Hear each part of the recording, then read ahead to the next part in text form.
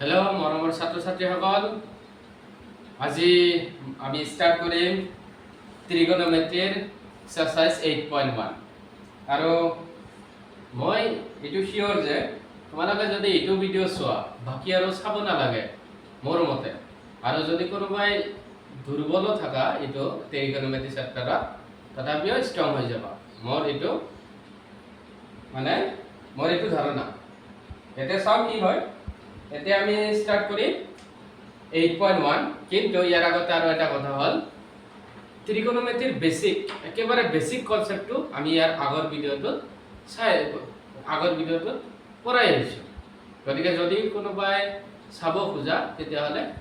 ডেছক্ৰিপশ্যনত ইয়াৰ লিংকটো দি থকা হ'ব, তাৰে পৰা লৈ ল'বা, দেখি ল'বা। তুমি দেখিলে মোৰ মতে এইটো সুবিধা হ'ব, এইটো চেপ্টাৰ বুজোতে একেবাৰে সহজ হৈ যাব। এটা আমি স্টার্ট করো এক্সারসাইজ 8.1। প্রথম কোশ্চেনটো হল এক্সারসাইজ 8.1 এর 1 নম্বৰ কোশ্চেনটো আছে ত্ৰিভুজ ABC ত্ৰিভুজৰ বি কোণ সমকোণ আৰু AB 24 সেমি BC 7 সেমি হলে তলত দিয়াবিলাক উলিওৱা। তলত কি দি আছে? 1 নম্বৰত দি আছে sin A আৰু cos A, দুইটাৰ মান ওলাব লাগে। 2 নম্বৰত দিছে sin C আৰু cos C, এই দুইটাৰ মান ওলাব লাগে। এতিয়া আমি এটা ত্ৰিভুজ ড্ৰ কৰি লও, আঁকি লও ABC ত্রিভুজ যার বি কোণ সমকোণ।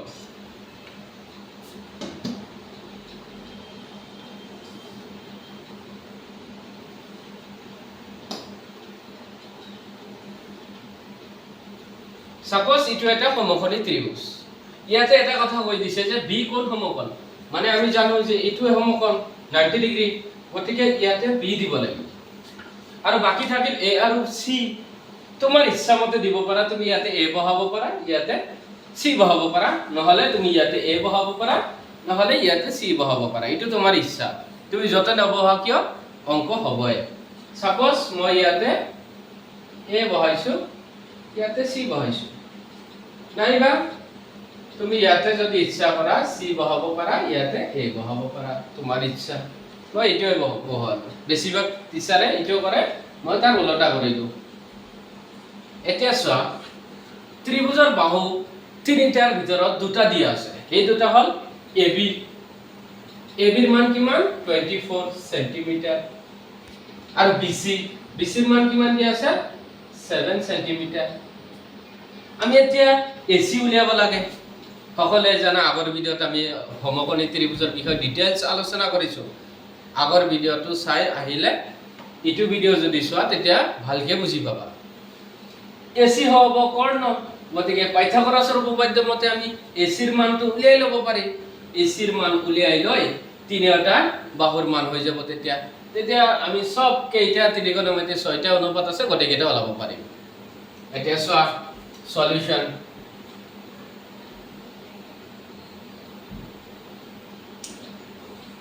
পাইথাগোৰাসৰ উপপাদ্য মতে সমকোণী ত্ৰিভুজ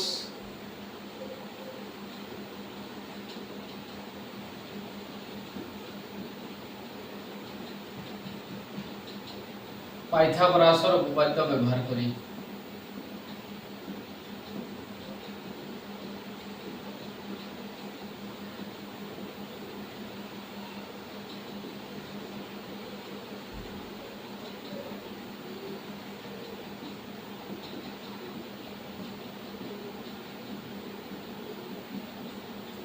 কি হ'ব? পাইথাগোৰাসৰ উপপাদ্যটো আছিল কৰ্ণ স্কয়াৰ ইকুয়াল টু বাকি দুটা বাহুৰ স্কয়াৰৰ যোগফল। ইয়াতে লম্ব আৰু ভূমি আমি দেখিব নালাগে, বাকি দুটা কৰ্ণ বাদে বাকি দুটা বাহু স্কয়াৰ কৰি যোগ কৰিলে যি পাম সেইটো কৰ্ণৰ সমান হ'ব, কৰ্ণ স্কয়াৰৰ সমান হ'ব। ইয়াতে কৰ্ণ হ'ব AC square equal two AB square plus BC square. So AB আৰু BC ৰ মান দিয়া আছে, আমি যেহেতু আঁকি লৈছো এই কাৰণে লিখি লোৱা নাই দিয়া আছে বুলি। AB ইকুয়াল টু 24 সেমি, BC ইকুয়াল টু 7 সেমি লিখা নাই আমি, হৈছে। এতিয়া চোৱা AC equal to square to ইফালে যায় কি হ'ব? ৰুট ওভাৰ, প্লাস মাইনাস দিয়া নাই। AB ৰ মান কিমান? AB ৰ মান 24 সেমি, গতিকে এইটো হ'ব 24 স্কয়াৰ আৰু BC ৰ মান কিমান? 7 স্কয়াৰ। 24 24 স্কয়ার করিলে 24 into 24 সো আসল কিমান হয় 4 into 4 6 1 plus 4 into 2 8 plus 2 into 4 8 8 plus 8 16 1 15 15 16 plus 1 17 7 থাকিল কিমান 1 2 2 2 2 are 4 আৰু 1 5 576 গতিকে কেইটামান স্কয়াৰ আছে কেইটামান সংখ্যা স্কয়াৰ আছে আমি যদি ডাইৰেক্ট মনত ৰাখো তেতিয়া আমাৰ সুবিধা হ'ব ক্লাস 10 ৰ কাৰণে যেনেকে 1 ৰ পৰা 10 লৈকে তো সবাই জানে 1 স্কয়াৰ মানে 1 2 square 4 3 square 9 4 square 16 5 square 25 6 square 36 7 square 49 8 square 64 9 square 81 10 square 100 11 square 121 12 square 144 13 square 169 14 square 196 15 square 225 এনেকে যদি আমি 25 লৈকে মনত ৰাখিব পাৰো তেতিয়া হলে আমাৰ সুবিধা হ'ব যেনেকে 24 square 576 25 square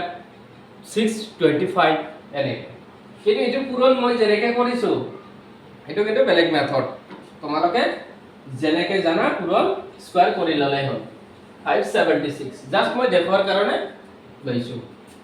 24 square means 576 7 square that is 49 7 square 49 হ'ব এই দুটা যদি প্লাস কৰি লও কি হ'ব 625 কাক স্কয়াৰ কৰিলে 625 হয় ইতিমধ্যে আমি আলোচনা কৰিছো 25 স্কয়াৰ কৰিলে গতিকে 25 স্কয়াৰ কৰিলে কি হ'ব 625 হ'ব স্কয়াৰ কৰিলে 25 স্কয়াৰ লিখিব পাৰিম এতে স্কয়াৰ ৰুট কেনসেল কি হ'ব 25 তাৰ মানে এচিৰ মান হ'ব কিমান 25 সেন্টিমিটাৰ আমি গোটেই কেটা তিনিটা বাহুৰ মান পাই গেলো আমি তিনিটা বাহুৰ দিক আমি পাইছো আমাৰ লগত আছে গতিকে আমি যিকোনো অনুপাত উলিয়াব পাৰিম এতিয়া চোৱা এক নম্বৰত কি দিছে sin a আৰু cos a sin a পৃথককে ওলাব লাগিব cos a পৃথককে ওলাব লাগিব ইয়াতে আৰু এটা কথা আছে হিটো এই অংকটো একেবাৰে লাষ্টত মই কৈ দিম এতিয়া আমি এক নম্বৰৰ sin a আৰু cos a ৰ মান উলিয়াম চোৱা এতিয়া sin a এবার সোয়া মনোযোগ দি চাবা sin a sin a a মানে কোনটো কোণ ল আছে ইটো কোণ এইটো কোণ ল আছে a এতিয়া আমি চাব লাগিব ভূমি কোণটো হয় আৰু লম্ব কোণটো হয় কৰ্ণ তো এসি ফিক্সড ইটো এসি থাকিবই কৰ্ণ এতিয়া ইটো কোণ ললে ইটো কোণ ল আছে a দিয়া আছে sin a ইটো কোণ ললে ভূমি কোণটো হ'ব আমি ইয়াৰ আগৰ ভিডিওত আলোচনা কৰিছো AB হ'ব ভূমি কাৰণ কৰ্ণ সদায় ভূমিৰ সৈতে কোণ কৰে AB ভূমি আৰু BC হ'ব বা CB হ'ব লম্ব sin থিটা কি পৰি আহিছিল লম্ব বাই কৰ্ণ লক এটা লম্ব কি হ'ব লম্ব হ'ব BC আৰু কৰ্ণ কি হ'ব AC যদি কোনোবা ইচ্ছা কৰে CB লিখিব পাৰে কোনে কাটা নিদিয়ে ইয়াতে CA লিখিব পাৰে একো নহয় ইয়াতে BC ৰ মান কিমান 7 AC ৰ মান কিমান 25 আৰু এটা কথা আছে ইয়াতে সেন্টিমিটাৰ ইটো centimetre so centimetre cancel centimetre cancel গতিকে ইটো হ'ব 7/25 sin a ৰ মান হ'ব 7/25 ইটো হল এটা অনুপাত গতিকে অনুপাতৰ ইটো অনুপাতৰ একক নাথাকে ইয়াৰ পাছত আৰু কি দিছে cos a এতিয়ালৈকে কিন্তু কোনটো চেঞ্জ হোৱা নাই এই কোনটোৱে আছে গতিকে লম্ব আৰু ভূমি এই আগৰ নিচিনাই থাকিব BA বা AB হ'ব ভূমি আৰু BC বা CB হ'ব লম্ব এতিয়া চোৱাচোন cos A কি আছিল cos A আছিল ভূমি বাই কৰ্ণ ইয়াতে ভূমি কি হ'ব AB কৰ্ণ কি হ'ব AC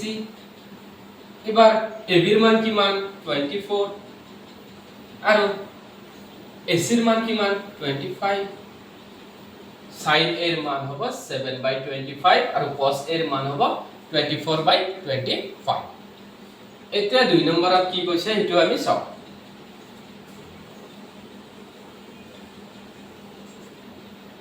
2 নম্বৰত আমি উলাব লাগে sin c আৰু cos c চোৱাচোন sin আগতে sin আছিল কিন্তু c ঠাইত আছিল a ইবাৰ দিছে কি c মানে ইবাৰ এই কোণটো লোৱা হোৱা নাই কোণ লোৱা হৈছে কোণটো এইটো c কোণ এবাৰ চোৱা c কোণ সাপেক্ষে ভূমি কোণটো হ'ব bc হ'ব ভূমি কাৰণ কৰ্ণ সদায় ভূমিৰ সৈতে কোণ কৰে bc হ'ব ভূমি আৰু ab বাকি যেটো থাকিব এটো হ'ব কৰ্ণ সৰি এটো হ'ব লম্ব কৰ্ণ তো ফিক্সড ab ac কৰ্ণ ac এ থাকিব ইয়াতে ab হ'ব লম্ব এতিয়া sin মানে কি আছিল লম্ব বাই কৰ্ণ লম্ব কি হ'ব ab আৰু কৰ্ণ কি হ'ব ac ab ৰ মান কিমান 24 আৰু ac ৰ মান কিমান 25 sin c ৰ মান হ'ব 24/25 এতিয়া চোৱা cos c এই c কোণ সাপেক্ষে লম্ব আৰু ভূমি ভূমি হ'ব bc লম্ব হ'ব ab কৰ্ণ তো ac ac এ থাকিব এতিয়া চোৱা sin আছিল লম্ব বাই কৰ্ণ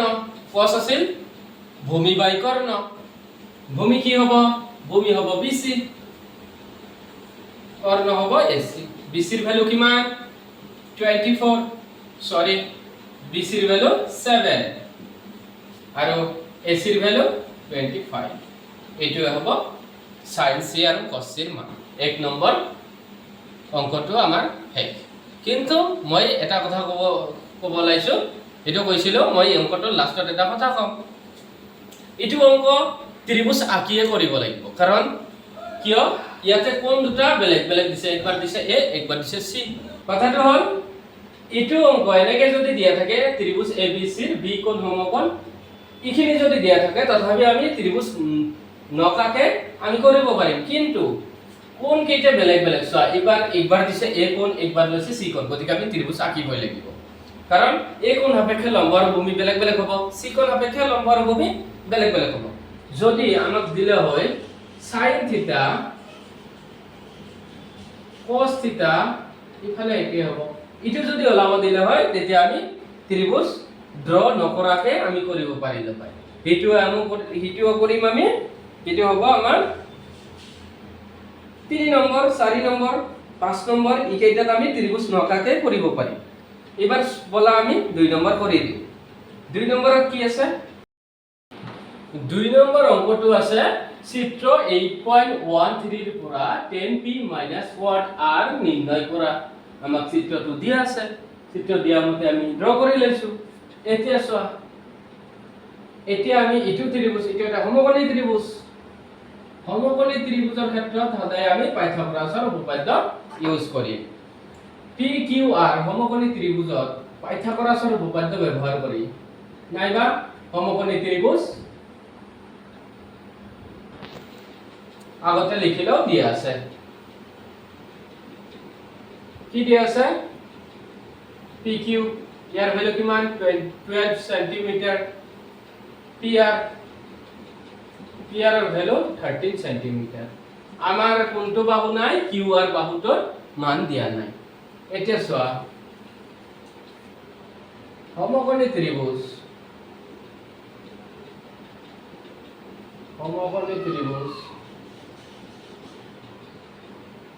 PQR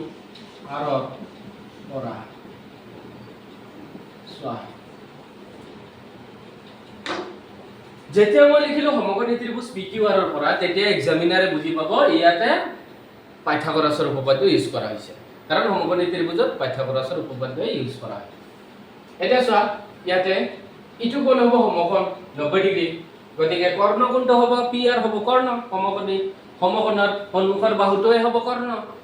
এটা চোৱা কৰ্ণ স্কয়াৰ ইকুয়াল টু লম্ব স্কয়াৰ প্লাস ভূমি স্কয়াৰ মানে কৰ্ণ স্কয়াৰ ইকুয়াল টু বাকি দুটা বাহুৰ স্কয়াৰৰ যোগফল এটা চোৱা আমাৰ লাগে কি QR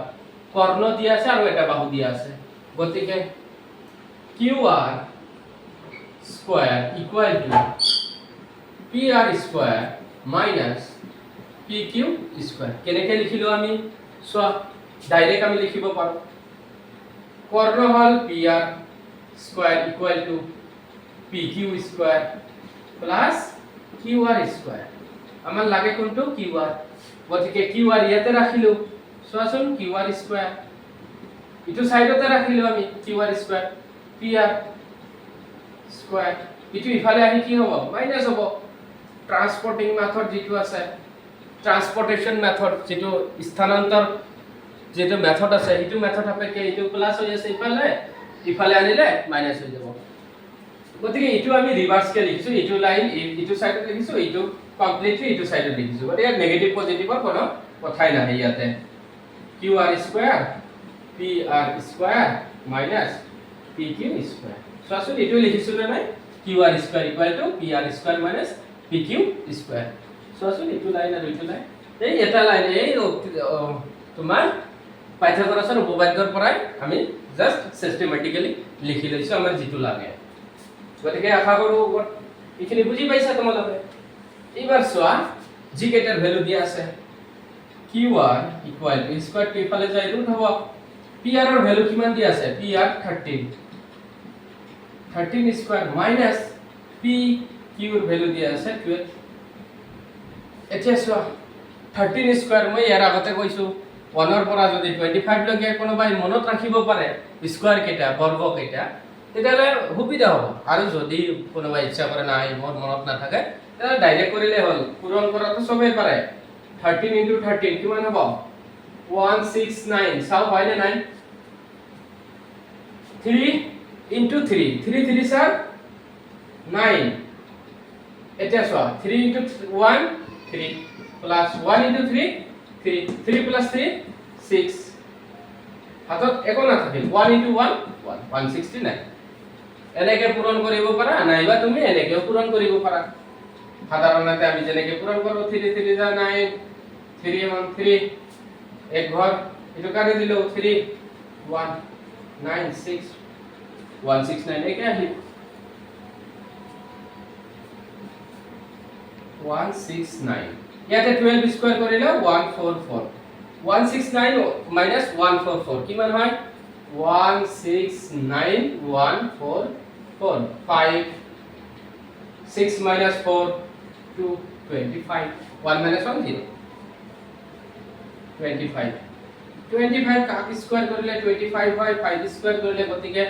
qr ৰ ভ্যালু হ'ব 5 ইটো হ'ব qr ৰ ভ্যালু হ'ব 5 সেন্টিমিটাৰ বুজিছা এতিয়া আমি তিনিটা বাহুৰ মান পাই গেলো গতিকে বাকি যিমান ত্ৰিকোণমিতি অনুপাত আছে সব কেইটা আমি ওলাব পাৰিম কিয় কাৰণ আমাৰ তিনিটা বাহুৰ মান দিয়া আছে বুজিছা এইখিনি এতিয়া আমি ওলাব লাগে 10p cot r এতিয়া চোৱা এতিয়া আমি 10p লম 10p cot r সিঙ্গেল ওলাব পাৰা নাইবা একেলগে ওলাব পাৰা 10p এতিয়া চোৱা p কোণ সাপেক্ষে 10p লোৱা হৈছে মানে p কোণ সাপেক্ষে p কোণ সাপেক্ষে লম্ব আৰু ভূমি সবে গম পাবা p কোণ সাপেক্ষে ইটো হ'ব ভূমি অৰ্থাৎ pq হ'ব ভূমি আৰু qr হ'ব লম্ব pr তো কৰ্ণই থাকিব 10 কি আছে লক ভক লব মানে লম্ব বাই ভূমি ইয়াতে লম্ব কি হ'ব qr ডিভাইডেড বাই ভূমি কি হ'ব pq মাইনাস এতিয়া সোয়া cot r এবাৰ কিন্তু এই r কোণ সাপেক্ষে হৈছে r কোণ সাপেক্ষে ভূমি কি হ'ব qr লম্ব কি হ'ব pq হৈছে এতিয়া সোয়া cot মানে কি আছিল 10 যদি লম্ব বাই ভূমি হয় cot কি হ'ব ভূমি বাই লম্ব ইয়াতে ভূমি কি হ'ব qr ডিভাইডেড বাই লম্ব কি হ'ব pq ভূমি বাই লম্ব আছিল cot আৰু লম্ব বাই ভূমি আছিল 10 এতিয়া চোৱা qr বাই pq minus qr বাই pq same term same minus same কি হ'ব 0 আলটিমেটলি 0 হ'ব আমি মান বহাবই না লাগে তথাপি বহাই দিছো চোৱাচোন qr ৰ মান কিমান আছে 5 pq ৰ মান কিমান দিয়া আছে pq 12 ইটো হ'ব 5 বাই 12 মানে 0 তুমি এলসিয়াম লয় মাইনাস কৰি দেখাব পাৰা 0 হ'ব এনে দেখা যায় 5 বাই 12 minus 5 বাই 12 এইটো যিমান ইটোৱে সিমান মাইনাস কৰিলে 0 এইটো আছিল 2 নং কোৱেশ্চনৰ সলিউশন এতিয়া আমি কৰিম 3 নম্বৰ কি আছে চোৱাচোন এতিয়া চোৱা 3 নম্বৰ কোৱেশ্চনটো আছে যদি sin a = 3/4 তেন্তে cos a আৰু tan a উলিওৱা ইয়াতে কথা হ'ল তুমি যদি ইচ্ছা কৰা ত্ৰিভুজ ABC আকি সমাধান কৰিব পাৰা সেইটো অলপ লং হ'ব আৰু যদি কোনোবাই যদি ইচ্ছা কৰে নহয় আমি ত্ৰিভুজ নকাকে কৰিম তথাপিও কৰা যাব কাৰণ সো ইয়াতে a দিছে ইয়াতেও a দিছে ইয়াতেও a দিছে মানে কোনটো চেঞ্জ হোৱা নাই মানে লম্ব সাইনৰ ক্ষেত্ৰত লম্ব আৰু ভূমি যেটো থাকিব cosৰ ক্ষেত্ৰত লম্ব আৰু ভূমি এই একে থাকিব টেনৰ ক্ষেত্ৰত লম্ব আৰু ভূমি এই একেটাই থাকিব গতিকে আমি ত্ৰিভুজ নকাকে কৰিব পাৰো চোৱাচোন সলিউশন কেনেকৈ কৰা যায় দিয়া আছে sin a ইয়াৰ মান কিমান দিয়া আছে 3/4 ইটো এটা অনুপাত গতিকে আমি এইটো এনেকৈ লিখিব পাৰো সাপোজ এটো ধৰি ললো আমি k তোমাৰ কিতাপত k দিয়া আছে তুমি x ধৰিব পাৰা p ধৰিব পাৰা m ধৰিব পাৰা তোমাৰ ইচ্ছা ইয়াতে লিখিলো সে মানে সাপোজ ধৰা হল এটা চোৱা যেহেতু এটো অনুপাত গতিকে আমি লিখিব পাৰো আৰু এটা কথা ইয়াতে চোৱাচোন হয় যদি আমি এনেকৈ লিখিলো সাইড মানে কি আছিল লম্ব বাই কৰ্ণ p বাই h পারপেন্ডিকুলার বাই হাইপোটেনাস তাই বাই স্মল h কি বুঝা হয় p বাই h এটা সাপোজ আমি কে ধৰি ললো সে এতিয়া চোৱা যেহেতু এটো অনুপাত এটো এটা অনুপাত ইয়াত আছে 3/4 ইয়াত আছে p বাই h গতিকে এটা ইকুয়াল টু k দিয়া আছে গতিকে আমি এনেকৈ লিখিব পাৰো p ইকুয়াল টু 3k আৰু h ইকুয়াল টু 4k বুঝা p মানে লম্ব h মানে কৰ্ণ পাৰপেন্ডিকুলাৰ আৰু হাইপোটেনাস এতিয়া চোৱা আমাৰ নাই কি b ত্ৰিভুজ সমকোণী ত্ৰিভুজ এটা কি থাকে p b আৰু h পাৰপেন্ডিকুলাৰ বেস এন্ড হাইপোটেনাস আমাৰ ইয়াতে b নাই ইটো উলিয়াব পাৰিম আমি কেনেকে উলিয়াব পাৰিম পাইথাগোৰাছৰ উপপাদ্য ব্যৱহাৰ কৰিম এতিয়া পাইথাগোৰাছৰ উপপাদ্য ব্যৱহাৰ কৰি পাইথাগোৰাসৰ উপপাদ্য ব্যৱহাৰ কৰি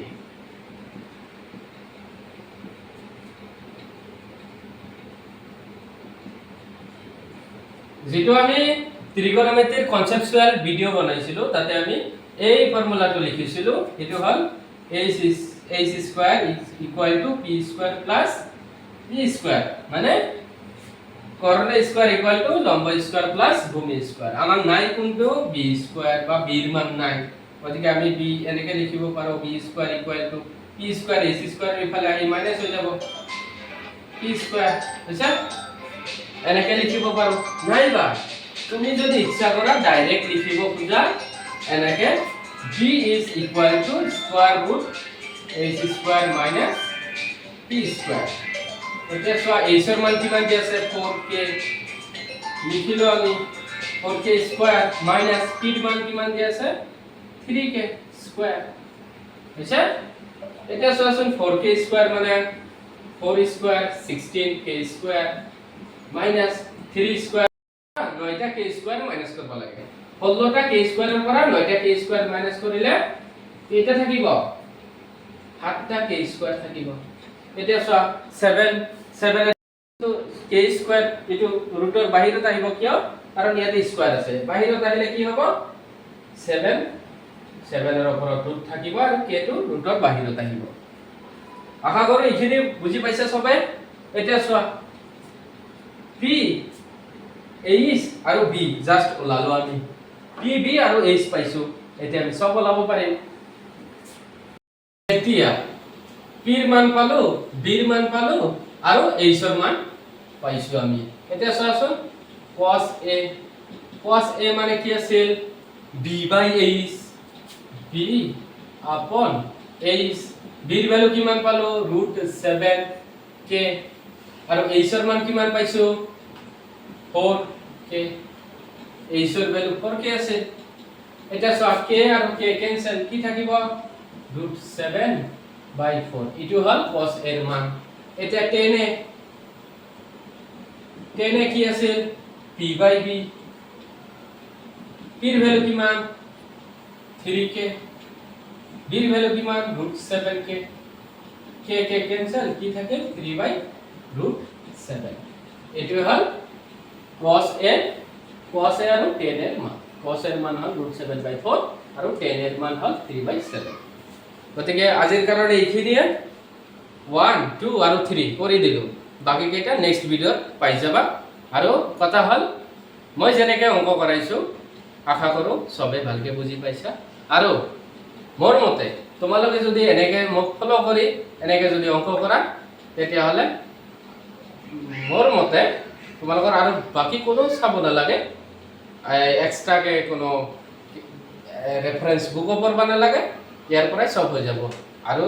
লাষ্টত আমি এমসিকিউ বেস কোশ্চেন আনিম এটো ভালকে ডিসকাস কৰি লম একচুয়ালি মোৰ মতে এতিয়া যে এইচএসএলসিৰ যি প্যাটাৰ্ন হৈছে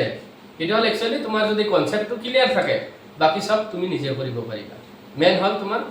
কনসেপ্টত ফোকাস কৰা বাকি সব হৈ যাব আশা কৰো তোমালোকে বুজি পাইছা